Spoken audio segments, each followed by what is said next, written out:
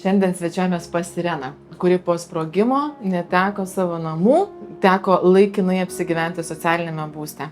Pasikalbėsim apie jos istoriją.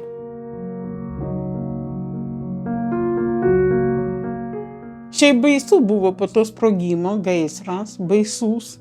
Svarbiausia nepasimesti. Nes pirma mintis buvo vienas sprogimas, antras. Kokia garantija, kad nebus trečio? Sakysim, pastavė. Arba namas negriaus. Mūsų namas išlaikė. Ačiū namai. Išbėgau į gatvę, stoviu, namo jau neįleidžia viskas. Ir tai pirma mintis stovi prie namo ir galvoju, o kur eit nakvoti? Giminaičių čia neturėjot Vilniuje? Kaip pasakyti, aš palaidojau visą šeimą praktiškai. Tėtį, mamą, jaunesnį brolį ir vienintelį sūnų.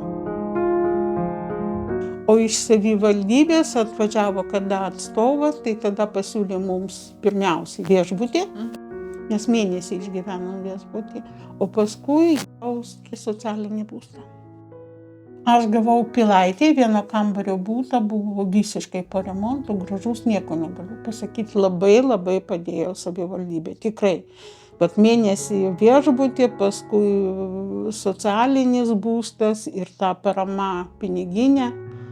Kadangi reikėjo mokėti už namo atstatymą, iš kur paimti iš pensijos, tai savivaldybė tikrai padėjo. O taip susipažinau su žmonėmis ten, kur gyvena. Su kaimynais, ar ne? Taip, Aš išvis mėgstu pabendrauti su žmonėmis. Yra tas nusistatymas, kad socialiniam būste, ar socialinis būstas yra duodamas tik tais asocialiems asmenims, ar ne? Ne, tai pažiūrėkit, vieną iš mūsų namo, kiek žmonių, tokia nelaimė atsitiko, paskui po mūsų ten lėktuvas kažkur buvo nukritę irgi tų bėdų užtenka ir visigi gauna. Egzistuoja socialinis būstas būtent žmonėm pagelbė. Tuo metu tikrai nebuvo kur dėtis. Išsilavinimą iki mokyklinė pedagogika psichologija. Tai dirbau ir vaikų darželį daug metų, dirbau geležinkelį 5 metus, dirbau pašte. Pas mane, kai būdavo žuvytės akvariume ir tie drambliukai ir magnetuko aplipdyta šaldytuvai, tai žinokit, kas ateidavo su vaikais, čia buvo ekskursija. Taip. Čia buvo linksma. Ir nereikėjo galvoti, ko užimti vaikus. Patys savo rasdavo užsiėmimą. Tiesiog sušalo tos žuvytės. Vanduo nuo viršaus iki dugno stovėjo ledas.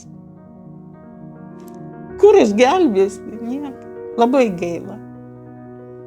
Nes žuvytėm užsiiminėjau nuo 4 metų. Mano tėtis to užsiiminėjo. Vilniuje buvo tik tai keli žmonės, kas laikė žuvytės. Akvariumą dar susigrąžinsit, kaip galvojat, nors nedidelį? Nežinau. Aš norėčiau žinokit tokios kaimynės kaip jūs, Irena.